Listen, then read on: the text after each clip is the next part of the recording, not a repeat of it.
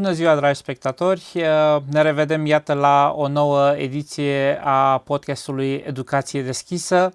Astăzi avem un invitat special venit tocmai din afara țării pentru o serie de evenimente aici în România și este marea noastră plăcere să îl găzduim pe Leo Thompson. Welcome, Leo, to our podcast. Thank you so much. Mulțumesc. Leo, so we got to know each other. We've had the opportunity to discuss, and I know that you have a lot of friends in Romania, but in the same time, maybe a lot of viewers of our podcast do not know who Leo Thompson is. So if you can briefly introduce yourself. Yeah, so thank you for inviting me. It's a real privilege to be here and on this podcast as well. So I refer to myself as a diluted British person, which means that I've been travelling a lot and living in different parts of the world. I certainly identify as an educator, and I've worked in education now for something like 25 years as a teacher, as a school leader, and as an advisor and sort of public speaker.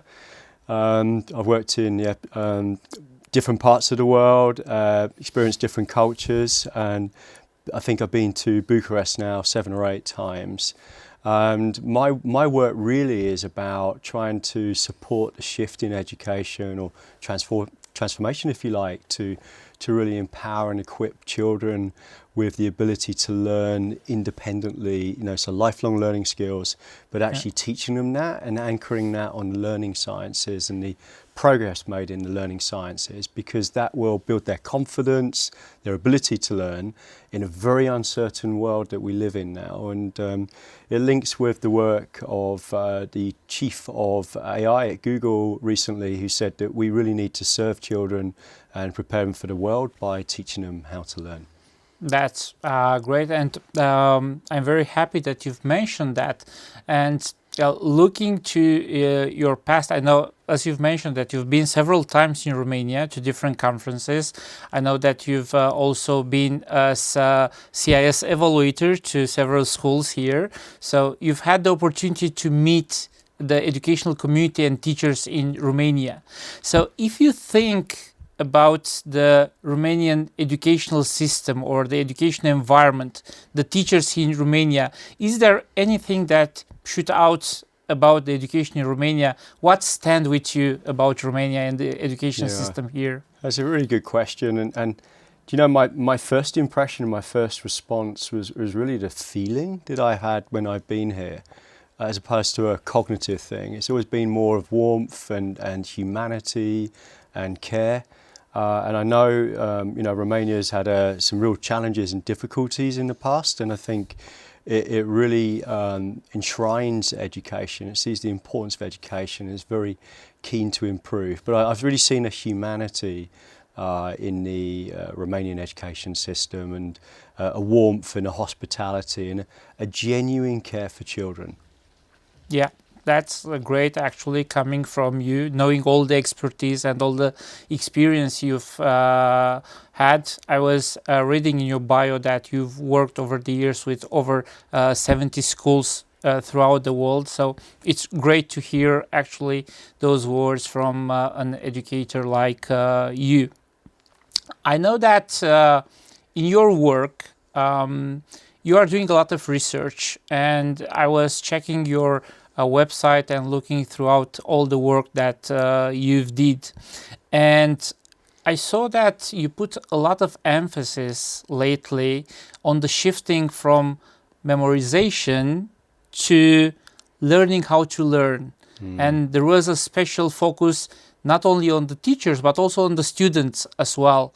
Can you share a bit, because it intrigued me a lot, and to be very honest, when I read that, I've started questioning myself, do I know how to learn?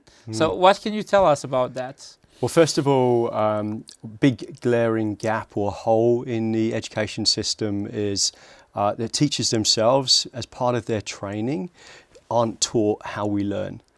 And this is a picture across the world. So this is no one pointing any finger at any one system. It's a common problem. And that's one big issue, and that, teachers aren't at fault. That's something that education systems and governments and councils should be looking at. There's so much science now, powerful science involving very high-tech machinery that can see into the human brain.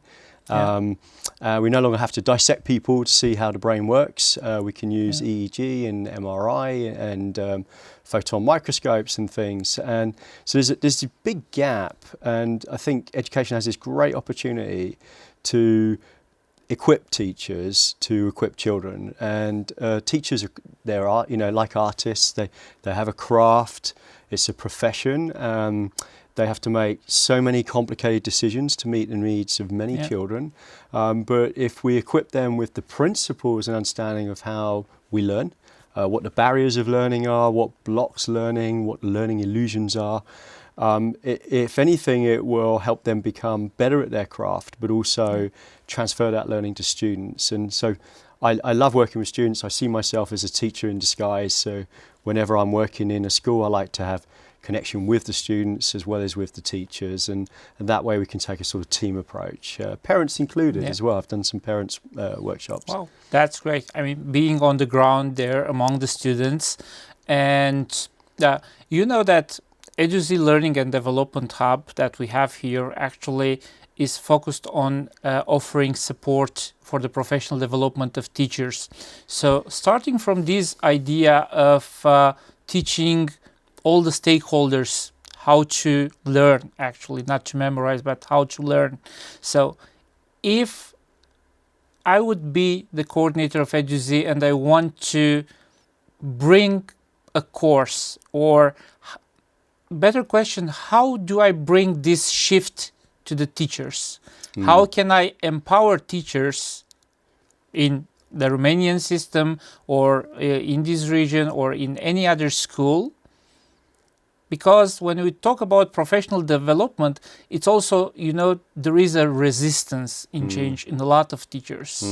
So how can we provoke actually this shift and make them see this change? Well, it's a fantastic question because they're obviously grounded in a reality. They're very, very busy people. We often say they're knowledge rich and time poor. And the more we can make the change easy for them, the better. I like to lean on the work of nudge theory, which actually won a Nobel Prize. The idea of trying to make things as easy, accessible and social as timely as possible is a way of incentivizing change in human beings. In terms of translating that into professional development, I think we've really got to understand where they're coming from. And I think listening to teachers and finding out what their challenges are and what their problems are, and then coming in from an angle of empathy is definitely going to break down the resistance with teachers. They love to have autonomy and level of agency in their professional development. And I think another really important concept around professional development is it should be a process rather than an event. If you just come in one time, continuous learning, yes. We all know how it is. We're all busy. Many teachers have their own families and things, and schools are busy places with lots of bureaucracy and admin.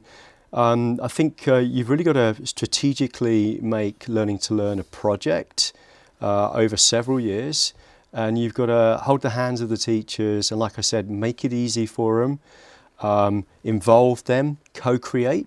So it's not a top-down process, it's more of a coaching and mentoring process where we're giving them the resources and the equipment. Obviously, I'm a little bit biased towards what I do because I enjoy working with teachers and getting in the sandpit with them and letting them understand that these are things that they can experiment with and do with the students as well, rather than something they do to the students. And I think coming in from that angle will definitely break down those barriers. Yeah, you've mentioned about a process, a multi-year process, of course. And also in our work, we tackle a lot on the CPD impact, because it's not just, like you've said, offering one-time service and then this is it. I've sold my products and that's it. So it's about continuity and becoming a culture of learning. So looking from the CPD impact perspective, there are theories. There is Gaskey, Kirkpatrick, and the others that are looking into the adult pedagogy. And how are we able to measure the CPD impact for this change? I mean, if we take this shift from memorization to learning to learn, and I know that you are a theory of knowledge teacher, or you were, and I know that, of course, one of the main questions is, how do you know what you know? So I'm coming back to you. How do you know when the teachers actually made the shift from memorization to learning how to learn and be able to transmit this to the students? Well, that's a great question as well. You got some really good questions for me today, making me work. You've inspired me. Making me work. I'm a Sherlock Holmes fan, Arthur Conan Doyle novels, and a question like that reminds me of Sherlock Holmes. Whenever he was solving a very difficult case, he would decide the length of the pipes that he needed to smoke. Nowadays it would be vapes or something, but that's a three-pipe problem because learning itself is invisible. It's a cognitive phenomenon in the brain, and it's tied with our sensory and our emotional systems. And so really all you can find is indicators. Thankfully, we work in an industry with humans. And humans can speak for themselves. We can get qualitative surveys, feedback, but also observations. If we have an open door approach in schools, which is non-threatening, more celebratory and appreciative, we can come in and see what teachers are doing. We can do what's called instructional rounds, where you're looking for a particular type of learning or patterns, and you visit lots of lessons and you get a sort of collective picture of what the faculty is doing. So I think very much about getting data, different types of data.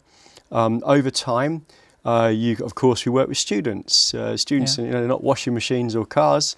They can also speak and give us feedback about their own transformation. Are they feeling more confident? Are they feeling they've got more autonomy?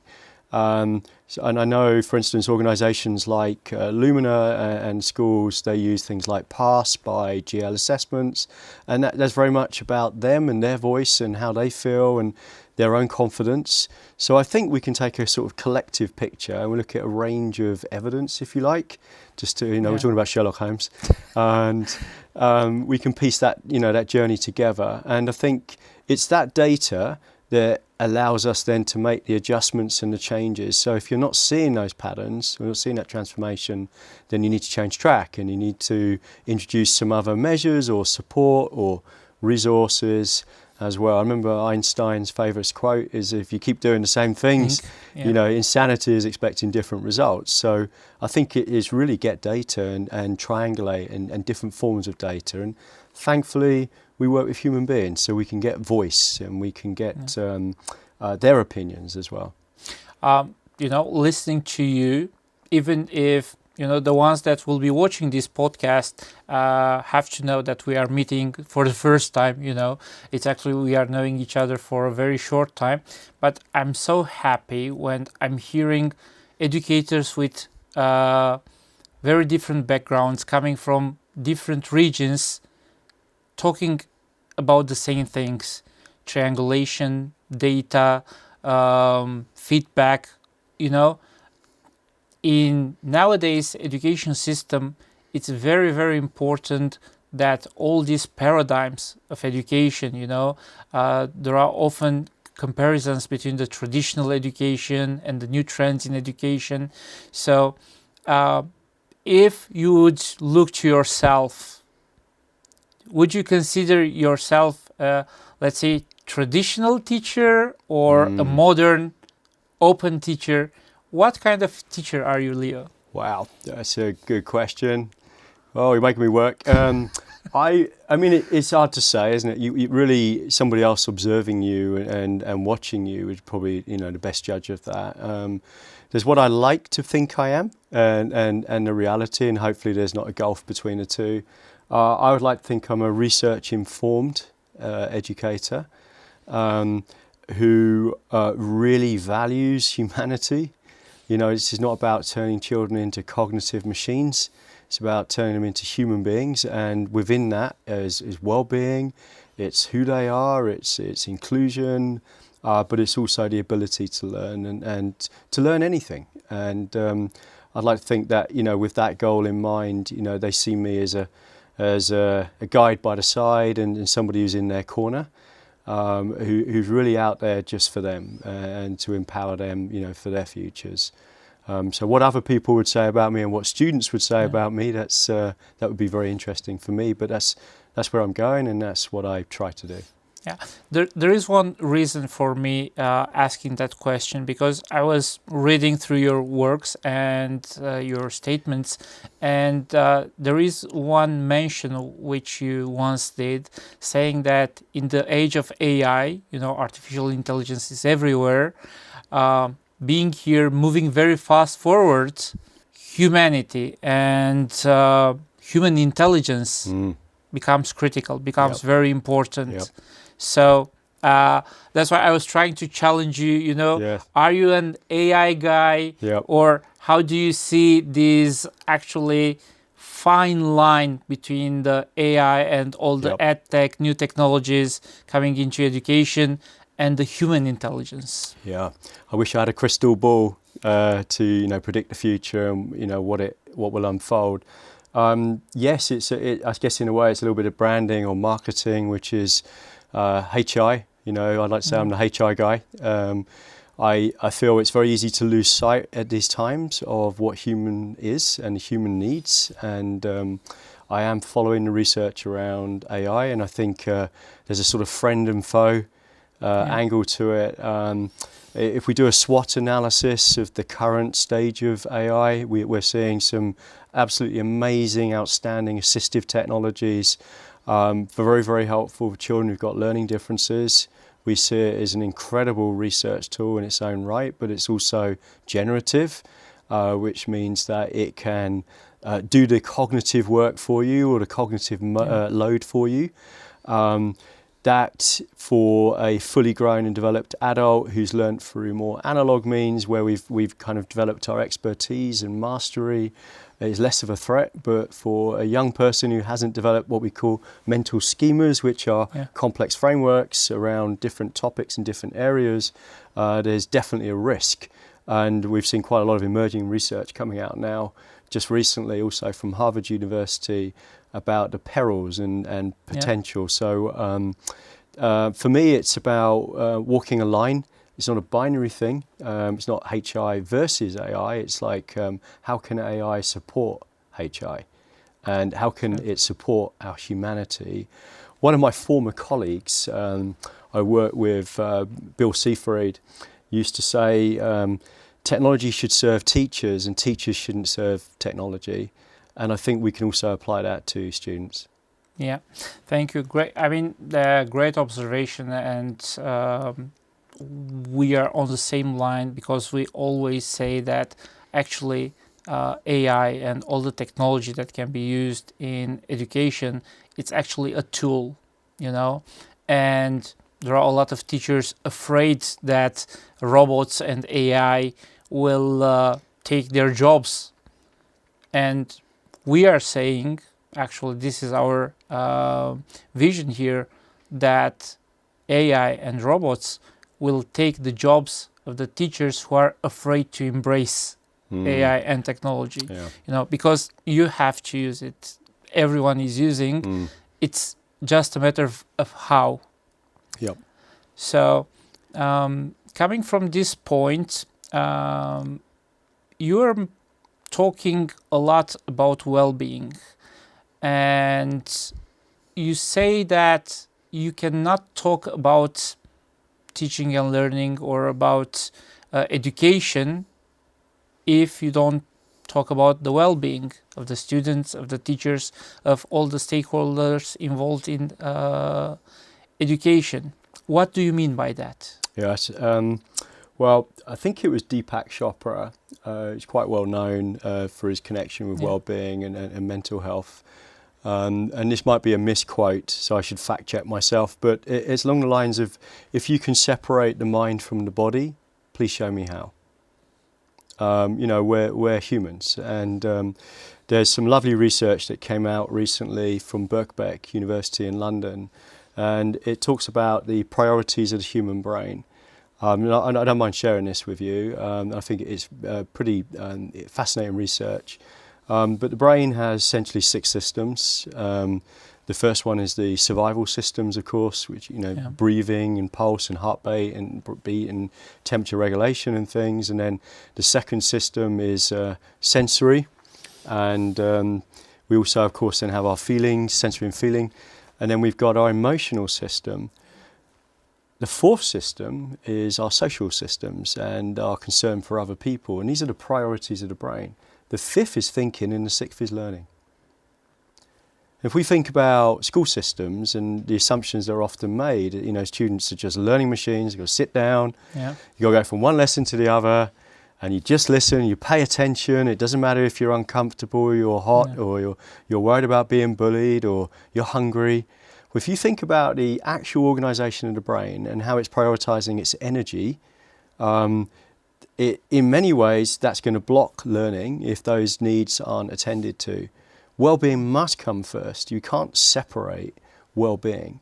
You can't separate humans and expect them to learn happily. And we saw in COVID during the pandemic, when a lot of children were at home, they were isolated, they didn't have that social connection.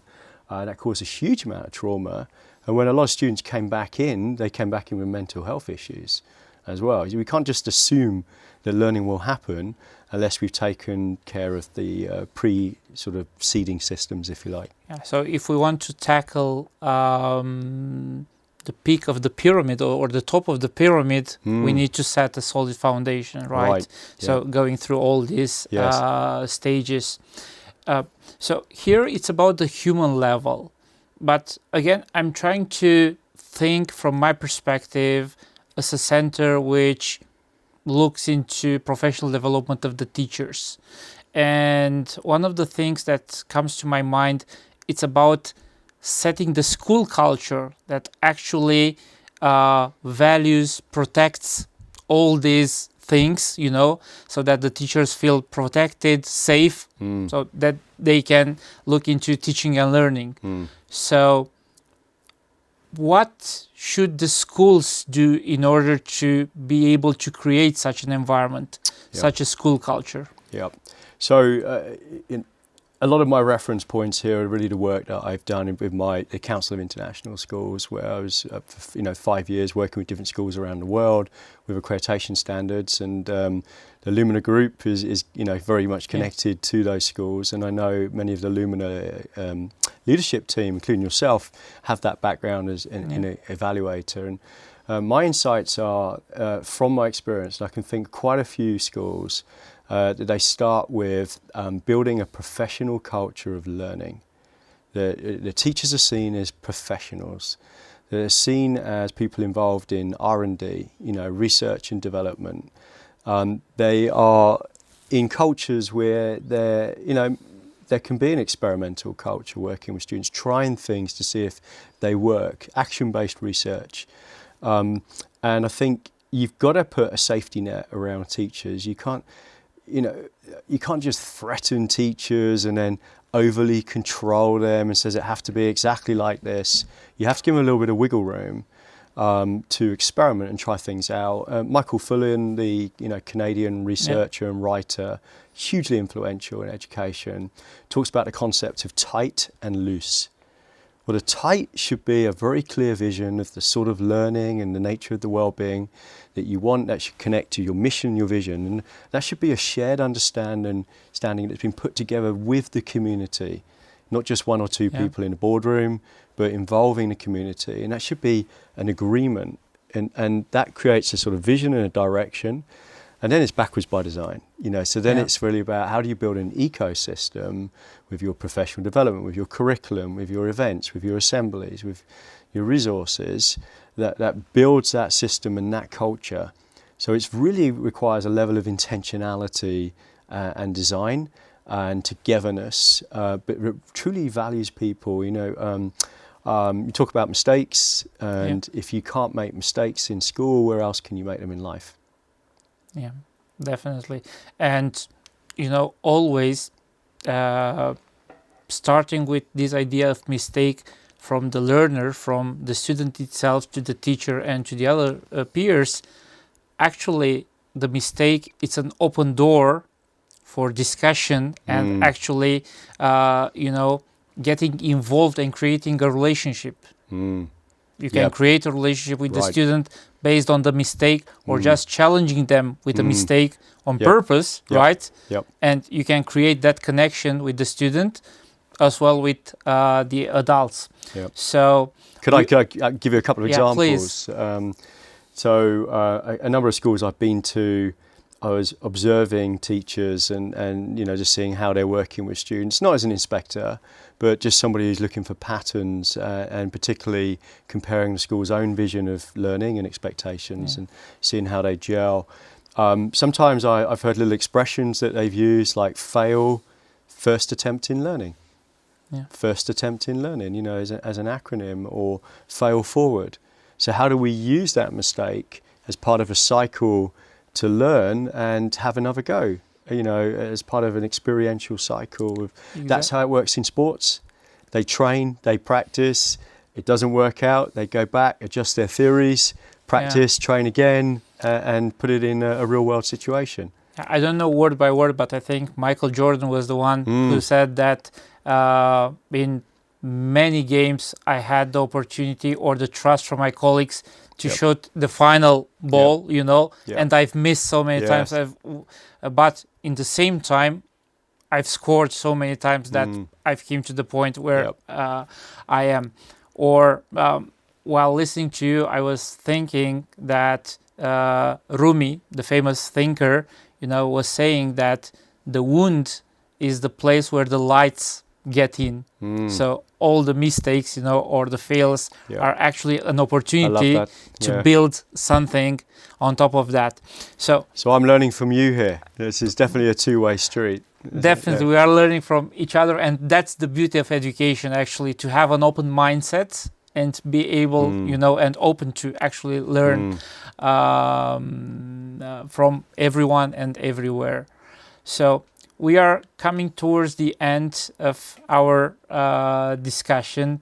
It's beautiful to discuss maybe for hours, because the subject, it's so deep, it's so vast, and we would need like several episodes, a podcast series to cover all of this. Unfortunately, our time is limited. In the end, I would like to ask you this, Leo. You've came to Romania before, the Romanian teachers, the Romanian education community. So what would be your message for the Romanian teachers, or for the teachers in this region of the world? What would be your recommendation for tomorrow, as education is changing constantly? We need a compass. We need a North Star, and I think we've alluded it to already in our discussion about keeping the eye on humanity, keeping education human. Your humanness is your number one asset now, and with the technology coming out, and AI will have and is already developing brilliant agent sort of assistive technology, which will find its place in the education system to help children, because it's adaptive, because it's got diagnostics and things. But the one thing it cannot be ever is human, and our humanity is what defines us. So I think keeping an eye on the humanity side, and obviously I'm a little bit biased towards what the Google chief said about learning to learn. The world is very unpredictable. It's becoming increasingly unpredictable. Sadly, educators don't have all the answers. It's a less deterministic system than it ever was, and therefore we really do need to make sure that we're teaching children not just what to learn, but how to learn. How to learn. And I think that's how we end today's podcast. How to stay human, dear followers. Thank you, Leo, for accepting our invitation and being part of our podcast series. It was a marvelous discussion, and thank you for that. I've personally got a lot of insights, and I'm sure that our followers of the podcast series will also get a lot of lessons from this discussion. Keep an eye on us. We'll continue to surprise you with very valuable guests in our podcast series. Make sure to follow our website and social media channels. Thank you. Thank you so much.